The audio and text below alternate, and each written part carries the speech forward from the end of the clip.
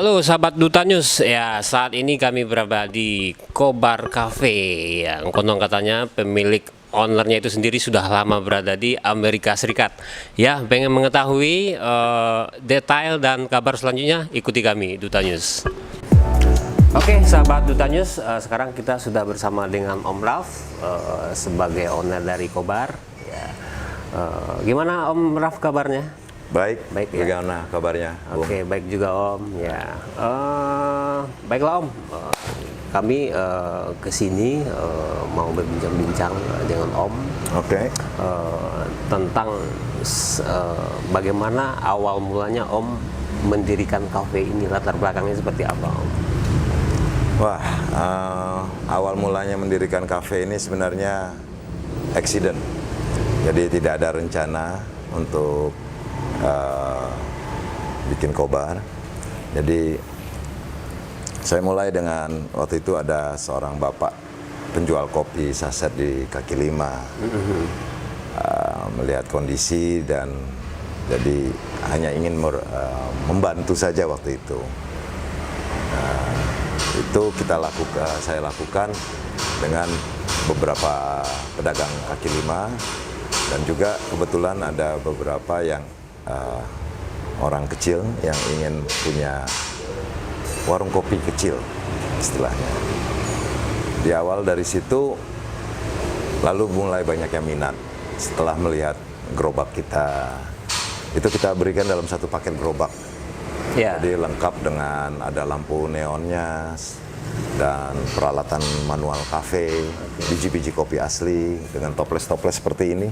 Kita berikan semua alat yang ada di sini nih waktu itu, ya itu yang kita berikan kepada mereka. Dari situ mulai ada yang tertarik, menelpon, dan kembali lagi karena memang tujuannya bukan untuk jualan, jadi harganya waktu itu ya cost to cost. Oke, jadi keluar barang seharga barang. Seharga barang, karena pertanyaannya mendadak waktu itu. Aha. Lupa ngasih tahu ada ongkir juga. Tapi minimal di situlah. Sejak itu kita juga membantu musola. Ada masjid juga di Cilandak.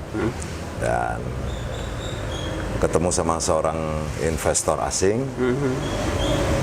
Tapi kami diskusi dari mulai Oktober sampai Februari.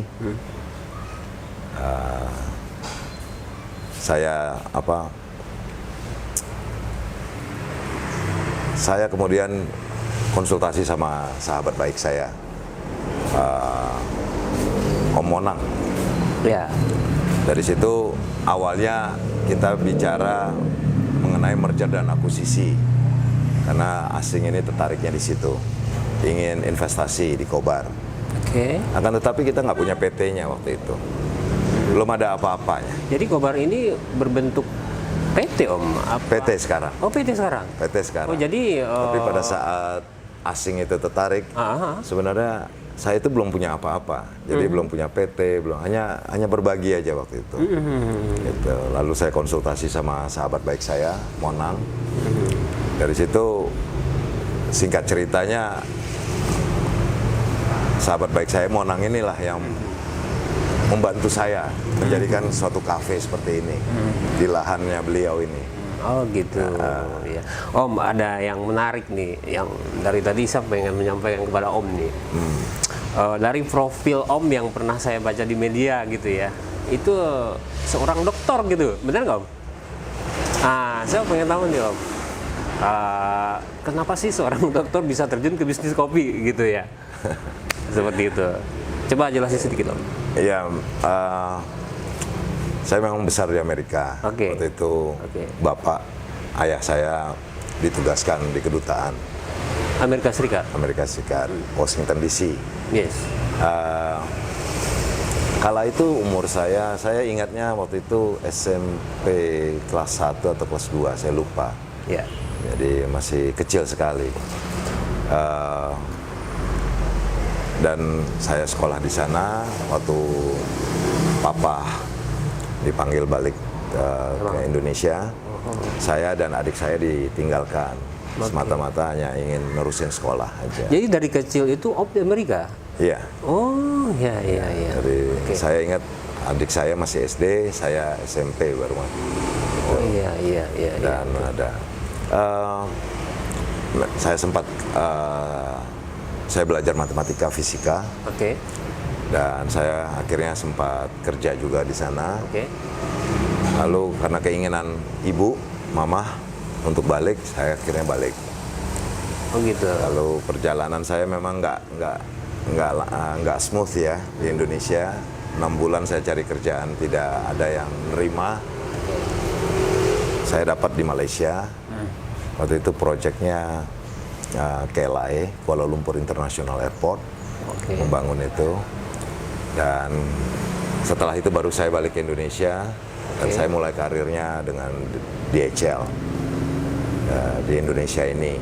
Kemudian saya bergabung juga dengan Bluebird dan seterusnya. Seperti saya bilang, Kobar ini accident. Ya. Jadi di tahun 2010 itu Sebuah kecelakaan ya. Kecelakaan. Karena saya lagi mencari makna hidup. Saya jatuh sakit tahun 2010. Sekitar 10 tahun yang lalu, itu yang pertama. Saya dilarikan ke UGD di Rumah Sakit Premier Bintaro. Dan saya ingat sekali itu tanggal 25 Desember. Subuh jam 3 pagi saya dilarikan ke UGD. Lalu saya langsung ditindak, 2 hari kemudian saya dioperasi. Lalu saya dioperasi lagi, kalau nggak salah bulan Mei atau berapa bulan kemudian di tahun 2011. Intinya saya harus istirahat total. Ya. Dan dari situlah terakhir saya operasi itu tahun 2018. Jadi sejak operasi itu saya resign, saya nggak kerja lagi. Lalu saya mulai kerja kembali itu di tahun 2012, Oktober. Di perusahaan sekuritas, Danpak Sekuritas. Di Indonesia? Ya, di sini. Di Indonesia. Kebetulan disitulah saya kenal dengan sahabat baik saya ini, Monang. Yes. Nah, beliau sebagai presiden direkturnya waktu itu. Iya. Dan saya sampai tahun 2018 saya kemudian resign dari Danpak karena saya harus operasi lagi. Oh gitu ya Om ya. Nah, disitulah setelah bed rest sekian bulan, Agustus 2018, itulah Kobar lahir. 2018. Itu accident, seperti saya bilang. Real sampai saat ini baru 2 tahun ya Om? 2 tahun, hampir 2 tahun ya. 2 tahun berjalan ya Om ya? Hampir 2 tahun. Hampir 2 tahun berjalan ya? Hampir 2 tahun berjalan. Iya. Ya karena saya lagi sakit, saya nggak bisa ngapa-ngapain. Kemudian saya ada, setelah saya mampu berjalan, ya disitulah saya bertemu dengan pedagang kaki lima. Ya. Disitulah motivasi tadi muncul ya? Iya, kurang lebih seperti itu. Dengan niat mau membantu mereka. Hanya mau bantu saja, bukan mau dagang. Oh gitu ya. Jadi semuanya saya beli, nggak ada persiapan, nggak ada biji kopinya, saya beli, saya berikan. Begitu juga selanjutnya. Sampai kemudian mereka minta mau biji kopinya lagi. Nah dari situ saya mulai nge-stok kopinya. Oh gitu ya Om ya. Dan dari situ perjalanan stok barang semuanya dan sampai sekarang.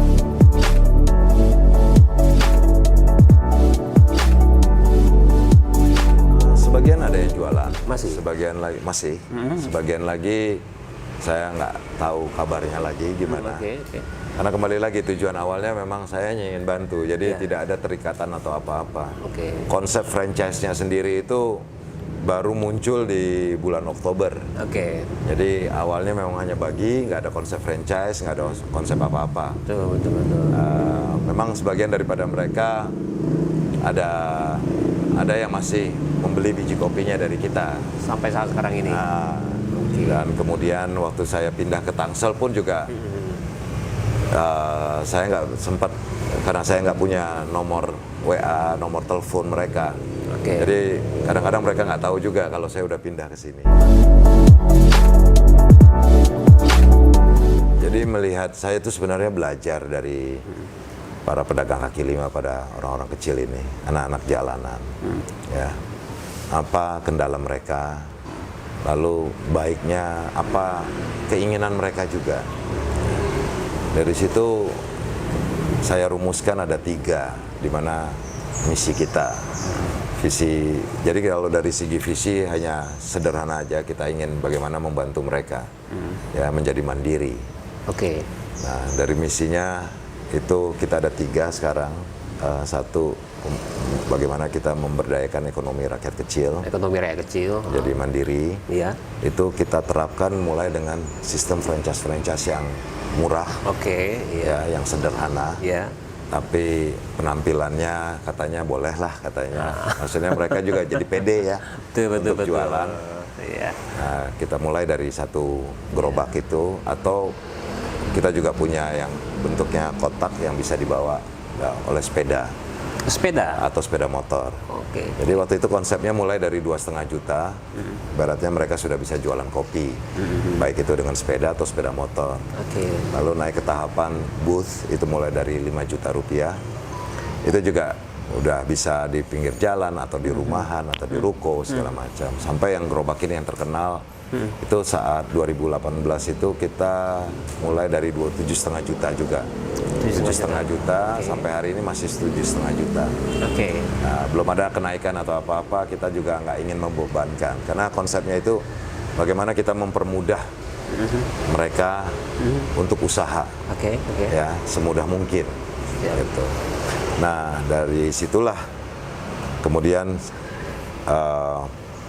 saya melihat mereka menyadari bahwa mereka juga perlu ilmu baristanya. Oke, iya. Oleh karena itu dalam konsep paket-paket franchise ini pendidikan baristanya saya berikan gratis. Ya nggak mungkin kita kasih barang tapi nggak sediakan ilmunya kan juga nggak mungkin ya Om. Betul. Karena dan juga karena kita berhadapan sama mereka yang notabene modalnya pas-pasan. Yes. Jadi latihan pendidikan dan latihan barista ini gratis. Oke, ini menarik sekali Om ya. Dengan konsep Om tadi melihat para pedagang-pedagang kecil tadi tertarik dengan Om. Nah, saat ini ada nggak yang tertarik dari contoh dari pemerintahan contoh ya, melihat konsep yang Om paparkan tadi? Ada nggak sih gitu loh? Pernah nggak menyatakan, oh ini bagus nih loh, ayo kita kembangkan ini loh, gitu? Ada nggak Om? Mungkin ya di Tangsel ini ya. Tangsel, sejak kita pindah ke Tangsel ya. Oke. Itu kita mulai dirikan Kobar ini, resminya Kobar ini buka September 8 tahun 2018. Oke. Di bulan Oktober itu ada seorang pelanggan, saya nggak kenal sebelumnya, tapi beliau itu ketua LPM, Lembaga Pemberdayaan Masyarakat Kota Tangsel. Oke. Namanya Pak Aldrin. Aldrin. Iya. Oh iya. Tapi kami hanya bincang aja. Beliau waktu itu hanya duduk di sini, ingin ketemu, saya diketemukan. Habis itu kita ngobrol biasa saja. Kelanjutan daripada itu, beliau 2 hari kemudian beliau datang lagi, dan setelah itu beliau lebih rutin lagi datang. Salah satu yang dan pembicaraan kami kita semakin intens, yaitu salah satunya adalah dengan melihat Kobar ini, dan dari diskusi-diskusi kami, beliau mengajukan suatu usulan atau suatu pertanyaan, bisa nggak dengan Kobar ini kita ngurangin pengangguran dan kemiskinan di Kota Tangsel? Oke. Nah, disitulah kami akhirnya membuat suatu program bersama, dan kemudian diikuti oleh Pemkot, pemerintah Kota Tangsel. Saya diikutkan beberapa acara Pemkot saat itu. Pertama kali di Jambore Perpustakaan. Di situ saya diketemukan dengan Ibu Airin. Bu Airin, Wali Kota Tangsel. Wali Kota Kota Tangsel. Dan kemudian saya kenal dengan bapak-bapak kepala dinas dan bapak-bapak pejabat Kota Tangsel. Nah, salah satunya juga Kepala Dinas Perpustakaan dan Arsip Kota Tangsel, Pak Wahyudi, dan juga salah satu bagian perencanaannya Pak Bakti, kita buat akhirnya program di mana perpustakaan itu mempunyai suatu program inklusi sosial. Inklusi sosial, ya. Di mana kalau tidak salah sih peraturan inklusi mengenai pengembangan perpustakaan ini seperti apa, yang berbasis inklusi sosial itu sudah ada peraturan presidennya kalau nggak salah tahun 2017. Ya. Tapi kemudian baru mungkin dilaksanakannya kemarin. Oke. Nah, akhirnya melihat Kobar ini juga Pak Wahyudi, Pak Bakti, lihat wah ini sih inklusi sosial dalam praktek nih, bukan teori lagi katanya. Ya. Ya, dari situlah kami mulai didatangkan anak-anak Karang Taruna. Yes. Sub 08 dari Pamulang Timur untuk latihan, mendapatkan pendidikan di sini. Intinya yaitu tadi, bagaimana kita memberikan ilmunya, kemudian mereka bisa mandiri kemudian hari, insya Allah buka usaha warung-warung kopi Kobar kecil-kecilan lah. Oke. Tadi saya lihat di sudut itu mesinnya gede banget, Om. Itu mesin apa tuh, Om? Mesin sangrai, mesin roaster. Roaster ya. Ya, mesin roaster untuk memasak biji kopi. Memasak biji kopi mentah gitu ya. Dari green bean ya. Green bean istilahnya. Menjadi black bean apa? Menjadi brown bean ya. Brown bean gitu. Karena warnanya coklat. Black bean atau dark juga. Dark juga ya. Oke. Om, itu besar banget, itu beli di luar apa dalam juga? Indonesia maksudnya? Itu karena budget kami terbatas, jadi kami bikin sendiri. Oh, bikin sendiri? Bikin sendiri. Ya, mereknya kita samakan dengan nama Ralph Coffee-nya. Jadi Ralph Coffee-nya. Oh, keren. Jadi milik sendiri, bikin sendiri ya. Namanya juga sendiri, Om. Satu-satunya di dunia ya jadinya. Yes. Mantap. Udah luar biasa. Karena keterbatasan dana loh, bukannya karena apa-apa. Oke, Om, kita lanjut ya, Om ya. Iya. Oke, kita kembali lagi ke Kobar Coffee-nya sendiri, Om. Oke. Kalau kita lihat di Indonesia ini kan kopinya kan banyak banget, Om. Iya. Mungkin kalau dibilang setiap provinsi itu punya ya, Om ya. Iya. Iya kan? Iya.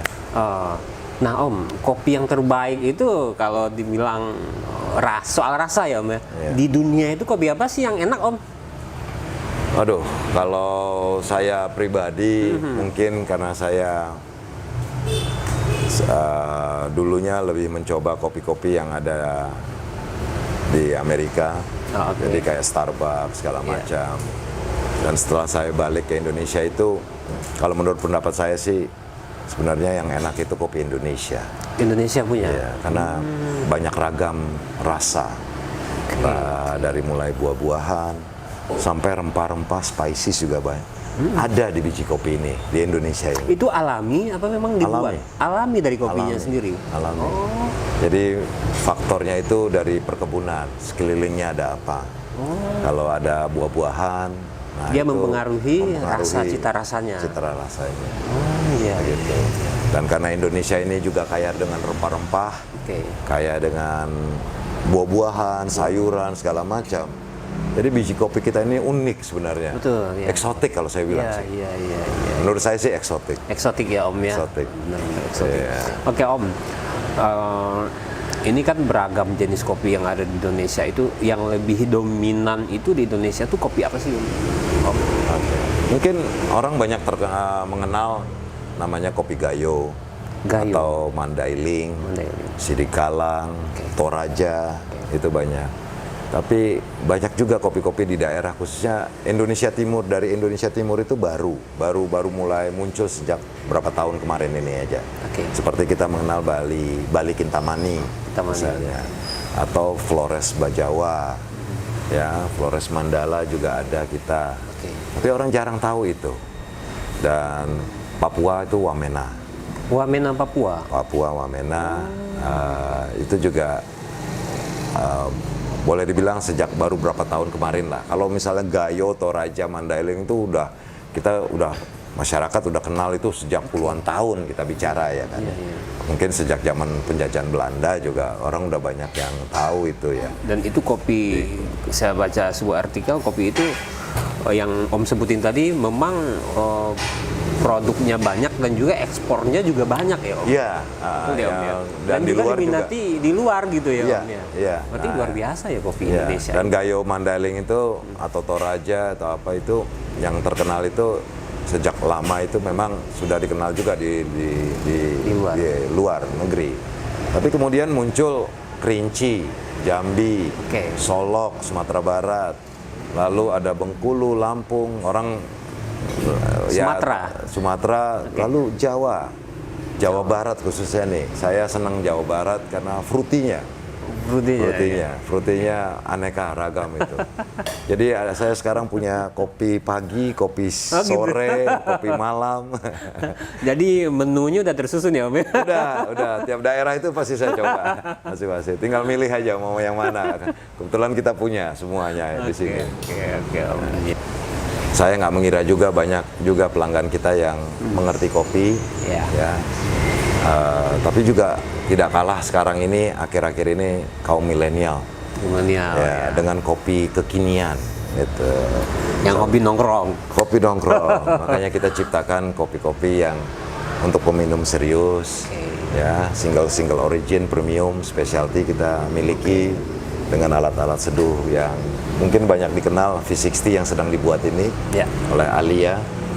Dan kopi kekinian ya kita mulai dengan kopi Kobarian namanya, es kopi susu Kobar.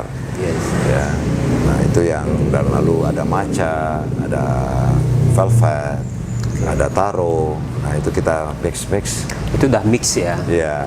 Nah itu disenangin oleh kaum muda yang bersifat manis-manis. Ya, gitu. Jadi kalau original itu para kaum milenial itu kurang ini ya Om ya? Kurang berminat apa gimana Om?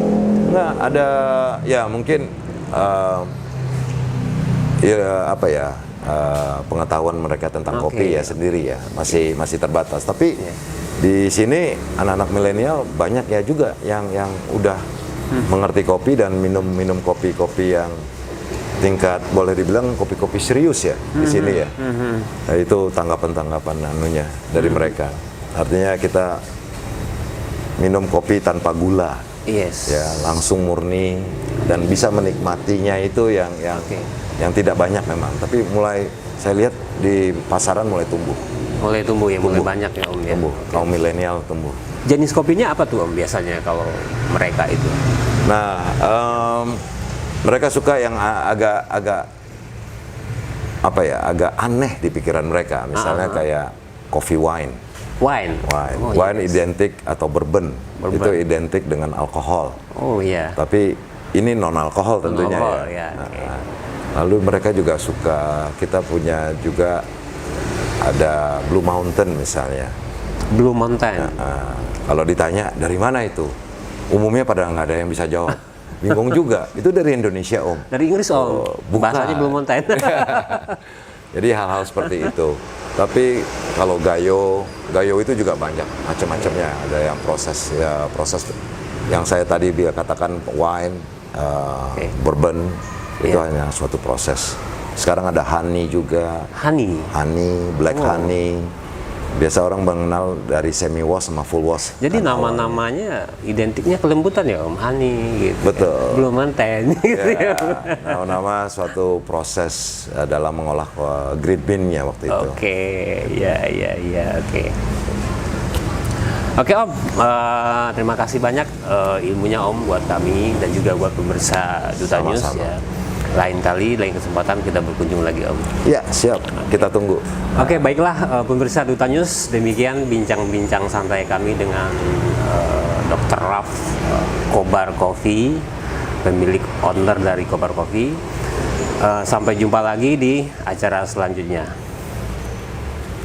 Duta News. Halo sahabat milenials Duta News, saya Alia, saya di sini sebagai barista. Saya 17 tahun, kelas 3 SMA. Saya bekerja di sini untuk belajar meracik kopi, membantu orang tua dan menjadi entrepreneur muda. Ya, terima kasih sahabat milenial.